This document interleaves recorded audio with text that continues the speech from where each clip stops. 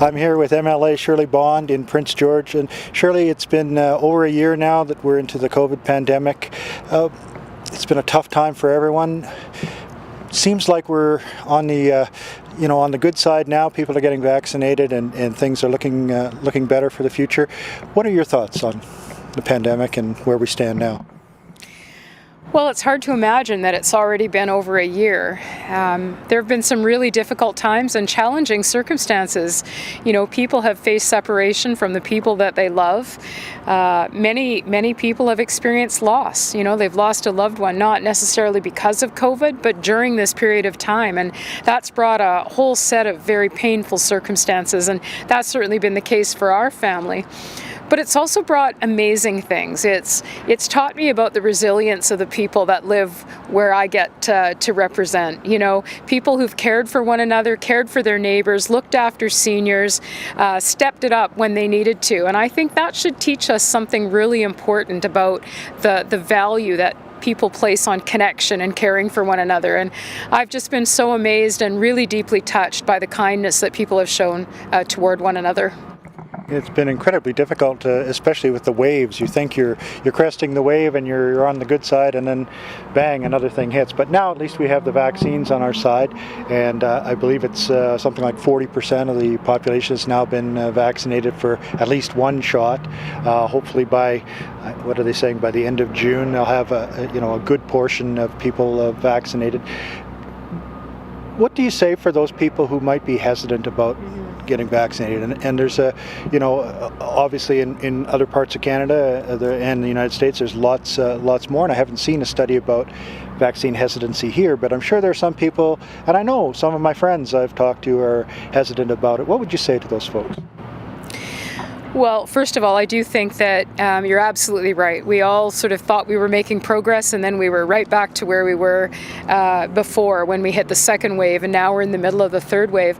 I truly believe that what it's going to take in order for us to be in some sort of more normal life again is that we see significant vaccination in British Columbia.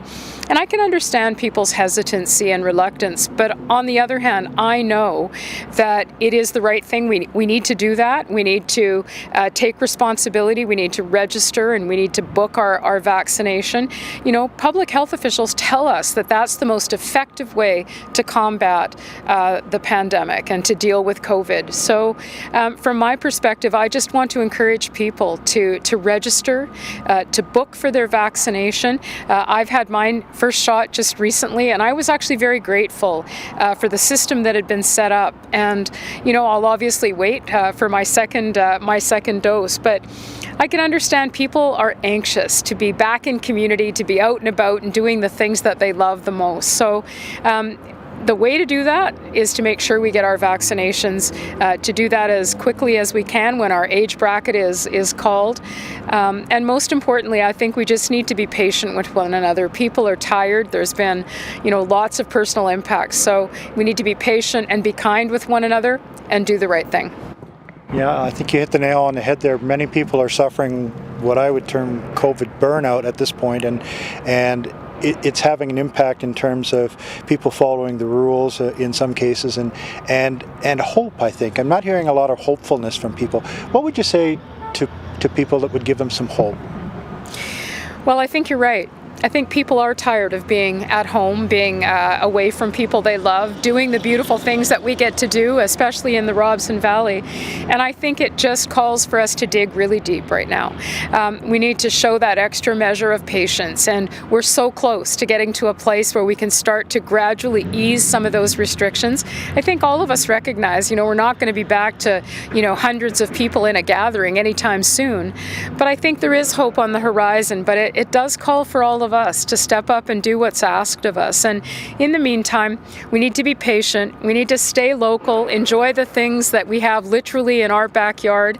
And I feel that too. I can't wait to be back in the Robson Valley again, visiting the people that I care deeply about, that incredible part of British Columbia that's so beautiful that I love so much. So I've been very careful about following the rules and the restrictions, but I can't wait for the time that I can make that fantastic drive that I love so much. Well, thank you very much. We can't wait to have you back either, and it'll be a different summer once again, but at least we'll be able to get out and see some of the things in our own backyard again. Well, I look forward to it. I think of all the incredible experiences that I've had in the Robson Valley, and while it may not be the summer we had hoped for, I know that we can make it the best it can be, and I know that the people of the Robson Valley will do just that. So be hopeful and be kind to one another. I think that's the best advice of all. Thank you very much, Shirley. Thank you so much.